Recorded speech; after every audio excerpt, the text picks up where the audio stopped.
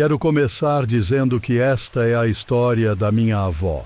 Alguns detalhes podem ser um pouco vagos, mas era o início da década de 1970 e minha avó estava na casa dos 30 anos naquela época, embora parecesse muito mais jovem para a sua idade. Ela tinha ido à loja de manhã para comprar mantimentos. Ao chegar lá, foi abordada por um homem no estacionamento.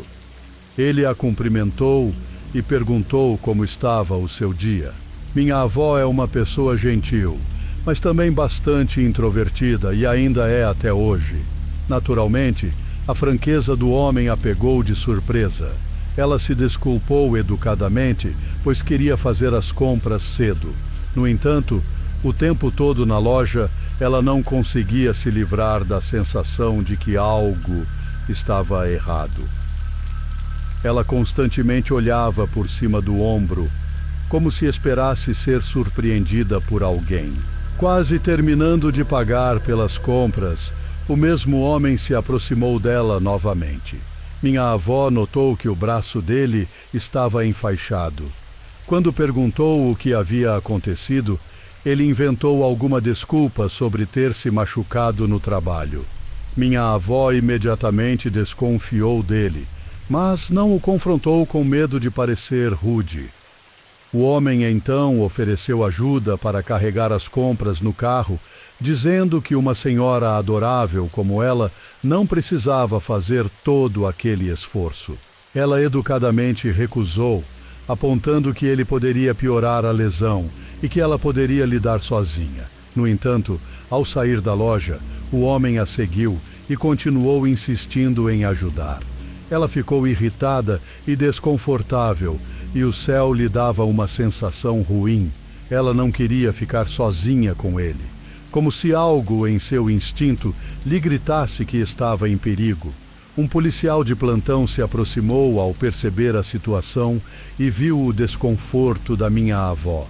O homem imediatamente fugiu, como se a mera presença do policial o tivesse assustado. O policial perguntou se ela queria que ele a acompanhasse até o carro, o que ela aceitou com gratidão. Ela também explicou o que o homem tinha feito antes do policial chegar. O policial a tranquilizou, dizendo que lidaria com a situação. Quando minha avó chegou em casa, estava bastante abalada e explicou ao meu avô o que tinha acontecido na loja. Meu avô brincou, perguntando se ela queria que ele encontrasse o cara e desse uma lição nele. Mas ela recusou, querendo apenas deixar tudo aquilo para trás.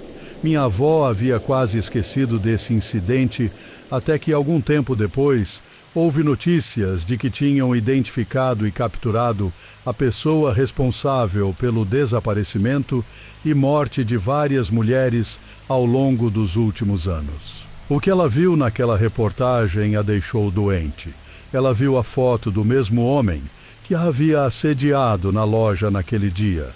Aquele homem ainda é infame até hoje. Theodore Robert Bundy, um assassino em série responsável pelo sequestro, agressão sexual e assassinato de várias jovens durante a década de 1970. Antes de escrever esta experiência, perguntei a ela como se sentiu na época, e ela respondeu que foi uma das poucas experiências que a assombraram por anos, porque quando o viu pela primeira vez, sentiu como se estivesse olhando nos olhos do próprio diabo. Meu nome é Alan e essa história aconteceu no verão de 2022. Eu estava de férias sozinho na França, pois as restrições da Covid haviam sido suspensas e eu decidi que era o momento ideal para viajar. Estava desempregado na época e não tinha nenhuma obrigação de horário de trabalho. Decidi ficar em Kent, uma das minhas cidades favoritas no país. Uma noite, por volta das 19 horas, desci em uma estação aleatória e fui parar em um campus de uma universidade pública. Estava aberto, mas praticamente vazio, Imagino que esse lugar fosse bem movimentado durante o semestre, mas agora parecia uma cidade fantasma e dava uma sensação arrepiante. Andei por vários corredores vazios, explorei a cafeteria e até entrei no auditório escuro e vazio. Para minha surpresa, não havia nenhum segurança à vista. Mas, de repente, meu coração disparou quando ouvi passos vindo pelo corredor que levava ao auditório. Eu ainda não estava com medo pela minha vida, mas não queria encontrar outra pessoa aleatória nesse lugar escuro e vazio. Então me escondi em um pequeno banheiro ao lado. Tranquei-me em uma das cabines e escutei atentamente. Podia ouvir alguém aparentemente falando sozinho. Ouvi a voz assim que entrei no auditório, ecoando por toda a área aberta. Era exatamente o tipo de murmúrio que se ouve quando se entra em um hospital psiquiátrico. Quase me caguei de medo quando ouvi a porta do banheiro se abrir de repente, seguida do som de algo sendo arrastado pela parede de cerâmica. Eventualmente, a pessoa parou do lado de fora da cabine em que eu estava escondido. Por sorte, as cabines do banheiro ali eram completamente privadas e fechadas, ao contrário dos banheiros de casa. Mas eu ainda estava tremendo. O homem enlouquecido continuou batendo em várias portas de cabine, incluindo a minha. Eu estava completamente indefeso. Certamente ele percebeu que a minha cabine era a única trancada. Tudo o que eu podia fazer era esperar e torcer pelo melhor. Depois de um tempo, tudo ficou silencioso. Fiquei ali, preso, por o que pareceu uma hora antes de ter coragem de sair. Felizmente não havia ninguém lá, então saí para o corredor vazio e corri. Quando saí correndo, ouvi alguém correndo logo atrás de mim e até senti algo me raspar por um segundo. Antes de deixar o corredor, olhei para trás e vi um homem muito alto, possivelmente de descendência do Oriente Médio, com cabelos longos e desgrenhados. Parecia que ele havia enlouquecido completamente e estava vindo em minha direção com uma faca grande. Consegui sair do campus e continuei correndo até chegar à estação de bonde.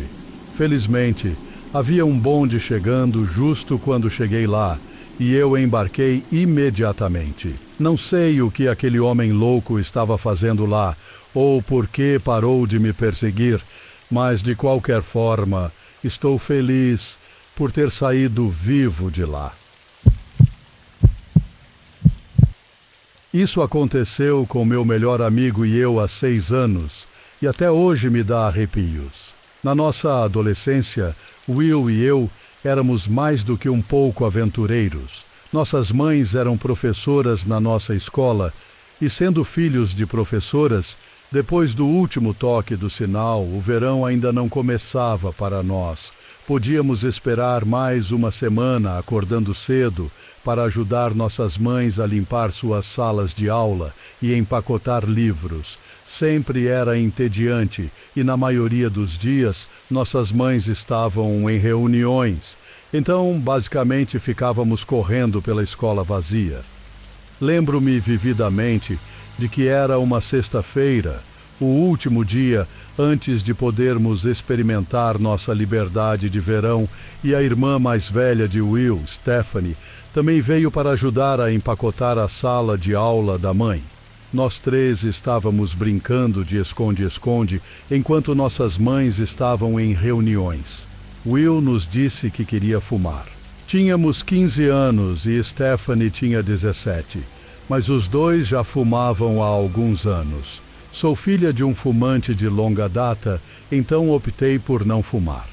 Caminhamos até o campo de futebol da escola secundária ao lado, passamos por uma cerca aberta e entramos em uma clareira arborizada, que era o local usual de encontro para os alunos que matavam aula. Preciso intervir aqui para dizer que essa história aconteceu no meu estado natal, a Flórida, E quando se trata da área rural da Flórida, não tem nada a ver com os cartões postais de belezas bronzeadas e arranha-céus com flamingos. Minha cidade natal só existe porque alguém desenvolveu uma maneira de tornar uma terra semi-habitável fora de um pântano. Então, Will, Stephanie e eu sentamos na periferia dessa clareira. Depois que eles terminaram de fumar, decidimos que seria divertido dar um passeio na floresta. Will jurava que havia um rio onde poderíamos nadar. Caminhamos por cerca de 15 minutos e foi aí que me dei conta de que não tínhamos pensado em como encontraríamos o caminho de volta. Tudo nessa área parecia igual. Carvalhos com musgo espanhol, campos de palmeiras e pinheiros. Nenhum de nós pensou em deixar um rastro para voltar. Peguei meu telefone para ligar para minha mãe, mas não havia sinal. Não havíamos dito a ninguém onde estávamos, e estava chegando aquela hora da tarde em que as tempestades costumam surgir. Sugeri que começássemos a voltar, mas descobrimos que Stephanie não tinha nenhum senso de direção, e acabou nos levando mais para dentro da floresta. Caminhamos por mais 30 minutos, quando percebemos o quão perdidos estávamos. Nada parecia familiar, e rapidamente formulei um plano. Até hoje sou a única do grupo que vale alguma coisa em uma emergência. Pensei que, se encontrássemos outro espaço aberto, poderíamos sinalizar por ajuda ou talvez conseguir sinal em um dos telefones. Caminhamos por mais 30 minutos antes de vermos um daqueles postos de caça na árvore, o que era muito estranho. Nesse ponto, eu sabia que havíamos cruzado para o Parque Nacional perto da nossa escola, onde a caça era estritamente proibida. Por essa altura, estávamos todos desidratados, com fome e sangrando por atravessar um campo de palmeiras. Will foi o primeiro a vê-los. As gaiolas, pelo menos 20 delas, enormes gaiolas de metal com trancas apoiadas por paus. Stephanie sugeriu que fossem para capturar javalis, mas nenhum de nós tinha visto ou ouvido falar de javalis naquela área. Algumas das gaiolas tinham sangue seco ao redor e uma parecia ter sido chutada com força de dentro para fora. Durante todo o tempo em que estávamos perdidos, Will tentava ligar para o pai dele. Não havia sinal, então não conseguíamos contato. Minhas sandálias havaianas tinham quebrado, então eu estava descalça e sangrando bastante. Precisávamos descansar.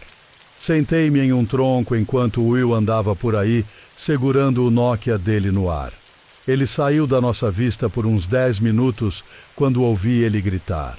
Stephanie e eu corremos na direção do grito, mas congelamos quando vimos 2 homens. Um devia ter uns 60 anos, com cabelo branco acinzentado que caía até os ombros e um rosto desgastado pelo tempo. Ele estava coberto de sujeira e a camisa que usava estava quase rasgada.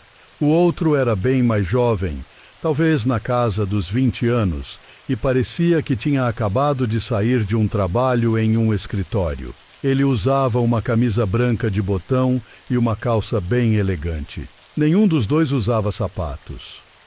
Os 2 homens estavam agachados e olhando diretamente para nós, com um sorriso fechado nos lábios, os braços pendendo soltos. Eles ficaram assim, perfeitamente imóveis. Parecia que uma hora tinha se passado antes que meu instinto de luta ou fuga ativasse e eu decidisse me agachar também e encará-los. Depois de uns 3 minutos, o homem mais velho se levantou e correu para a floresta, e o mais jovem o seguiu. Will emergiu da floresta logo depois, histérico. Ele estava chorando muito e tinha se mijado. Ele nos perguntou repetidamente por que não tínhamos entrado na floresta depois que ele gritou. Tentei explicar a ele que não podíamos por causa dos 2 homens. Quando ele finalmente pareceu entender o que eu estava dizendo, ele parou de chorar e ficou em silêncio. Caminhamos por mais 20 minutos em silêncio total, até vermos o asfalto. Finalmente havíamos chegado à civilização. Era uma trilha de bicicleta que atravessava o Parque Nacional. Nunca fiquei tão feliz em ver asfalto. Chamamos nossos pais. Todos nós sentamos no chão juntos e começamos a chorar. Tinha sido apenas 4 horas, mas parecia que estávamos perdidos há dias. Minha mãe me trouxe um grande galão de água e me repreendeu por ter entrado na floresta. Mas, no final das contas, estava aliviada por eu estar bem. Contei a ela sobre os 2 homens e ela achou que era motivo suficiente para contar à polícia. Então dei meu depoimento e foi isso. Nunca ouvimos nada da polícia. Cerca de 2 semanas depois, Will estava na minha casa jogando videogame quando ele trouxe à tona o assunto da floresta. Ele me disse que nunca viu aqueles 2 homens que Stephanie e eu encontramos. No entanto, enquanto ele estava vagando procurando sinal no telefone, ele ouviu o som de agulhas de pinheiro sendo esmagadas sob os pés, como se algo estivesse avançando em direção a ele. Então ele correu e se escondeu atrás de uma árvore caída. O barulho parou e ele se levantou e começou a voltar em nossa direção. Foi quando ele viu uma mulher agachada a uns 5 metros dele. Ela parecia ter sangue seco no cabelo e por toda a camisa. Foi quando Will gritou. Ela ficou olhando para ele até que se virou e desapareceu entre as árvores. Até hoje, não acho que alguém tenha encontrado essas pessoas e me recuso a colocar os pés naquele parque. Sempre há uma razão para ter medo.